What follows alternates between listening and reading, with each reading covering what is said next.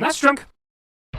Even developers that cranked out crappy game after crappy game occasionally made something halfway decent. Take a look at Bit Studios. They were responsible for Super Nintendo games like Wolverine, Adamantium Rage, Last Action Hero, Space Football 1-on-1, a really terrible arcade port of Gun Force, among other things, but hey, every once in a while a blind squirrel finds an acorn, or at least a cashew that it might think it's an acorn or something. Genocide 2 is a Super Famicom game that was never localized elsewhere, at least on that platform, and it's a perfectly decent side-scrolling beat-em-up/action platformer where you play as a mech and crush other mechs in your way. This is actually the sequel to a game that was only released for the Sharp X68000, TurboGrafx CD, and the FM Towns Marty. And the story hits all the major notes here. We got out-of-control robots, we have an evil corporation, we have a main character that uses a name of two more popular characters named Ken Ryugasaki. All we're missing here is the president's daughter getting kidnapped or something, and we've got 16-bit action game bingo. You get one huge health bar that can be used up twice for each life, and you gotta get through 5 levels split up into 2 or 3 stages with unlimited continues, and when you die, you start at the beginning of the stage, even if you're at a boss fight. The game cuts a pretty good pace, the controls are solid, and about what you'd expect from a game like this, but if anything, this game feels a little too frenetic. Sometimes I end up just flailing around without any idea if I'm doing any damage to anything. It's B to jump, Y to attack, hold down L or R to sprint, and the X button summons either a special weapon or your droid partner named Betty, who you can also control. Just hold down a direction on the D-pad as you're doing your regular attack, and it'll fire off a missile that way. This is especially handy with the first boss fight, since all you gotta do is hang out up here and just go to town. The thing is, once the meter in the upper left runs out, Betty goes away and automatically recharges before you can summon it again. But yeah, you also get other power-ups like Mad Betty, which is a clear screen attack, and High Power, which buffs your strength for a short period.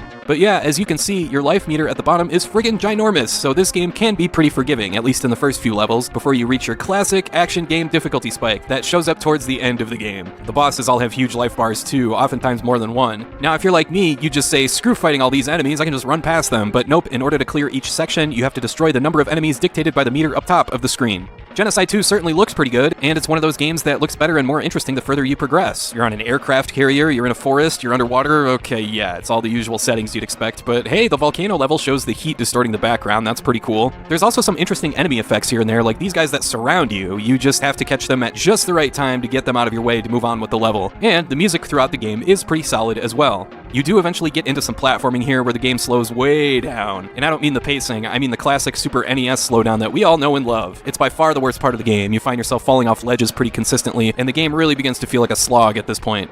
So yeah, pretty simple game here with Genocide 2. You play as a mech, you run to the right and fight other mechs, and there's plenty of other 16-bit games like this, like Cybernator or Metal Warriors, to name 2 obvious examples, or Target Earth for Sega Genesis. But really, this game is closer to something like Ninja Warriors, or really Ninja Warriors' lesser-known cousin from out of town or something. If nothing else, the name Genocide 2 sounds like an IFD Films ninja movie from the mid-80s starring Richard Harrison and Stuart Smith, and that's always a good thing. This game certainly isn't bad, it looks good, and the music is good stuff, but the gameplay is pretty one-dimensional. It's kind of like the John Isner of side-scrolling mech games. Sure, Isner's a big dude with an even bigger serve, but that's it. The same goes for Genocide 2. Yeah, the game looks nice and it's fun to fight as giant robots, but that's about it. If that sounds good to you, then check it out. If not, you can find better elsewhere. Alright, I want to thank you for watching, and I hope you have a great rest of your day.